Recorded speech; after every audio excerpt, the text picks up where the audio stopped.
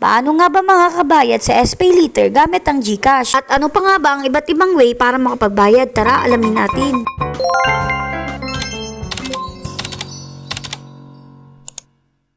So ito na nga, pumunta muna tayo sa aking Shopee at diretso na rin tayo agad pumunta sa aking SPayLater. Ayan, pipindutin ko lang muna siya at makikita nyo dito na meron na ako kailangang bayaran ngayong mismong March 15. Kasi kung hindi kong babayaran nito ngayon ay magkakaroon na ako bukas ng penalty. Kasi ang SPayLater ko ay babayaran ko tuwing 15th of the month. At kung makikita nyo dito, ang total bill ko is 1,326 and 3 centavos. Ayan, kapag pinindot nyo yung pay bill is ganito yung makikita nyo. Ito sa may bandang baba or gitna is makikita nyo dito yung breakdown kung ano yung mga pinagbibili nyo nung nakaraang buwan. Kung gusto nyo alalahanin yung mga pinagbibili nyo nung nakaraang buwan is pwede nyo siya tignan dito. So ayan, pipindutin ko na yung Pay Now. Dito sa payment option ko is naka-automatic na dito yung GCash pero marami pa rin ditong option.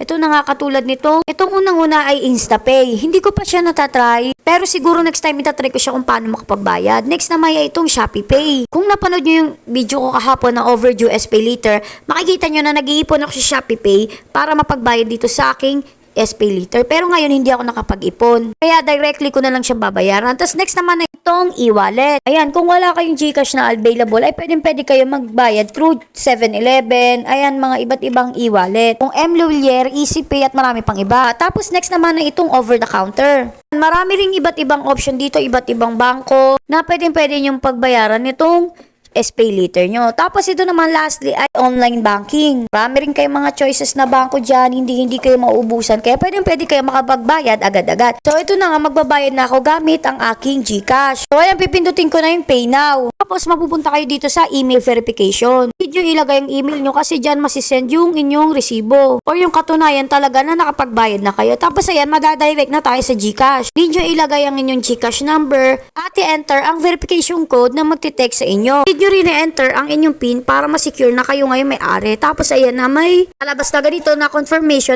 na tama nga yung mga details at ipipay nyo na yan. Tapos proceed na. Tapos okay na yan. Magiging successfully na ang inyong payment at makikita nyo rin na nag-text na yung GCash sa akin dahil nabawasan na nga yung pera ko sa GCash. Tapos ayan, pagkabayad ko is agad-agad siyang mapapasok sa aking SPayLater at kung may gusto pa akong bilihin agad-agad ay mabibili ko na dahil nga meron ng laman ulit ang aking credit limit. Kapag babayad ng SPayLater ay dapat wag kayo magpapa-late payment dahil may posibilidad na ma-frozen ang inyong SPayLater at kahit magbayad kayo ay hindi nyo siya agad-agad magagamit. Kapag tinitingnan nyo yung GCash nyo is tingnan nyo rin itong bandang gitna kasi may mga voucher dyan na binibigay si Shopee. Malay nyo, need nyo yan, diba? Malaking discount din yan para sa inyo. Ayun nga, thank you for watching. Yun lang!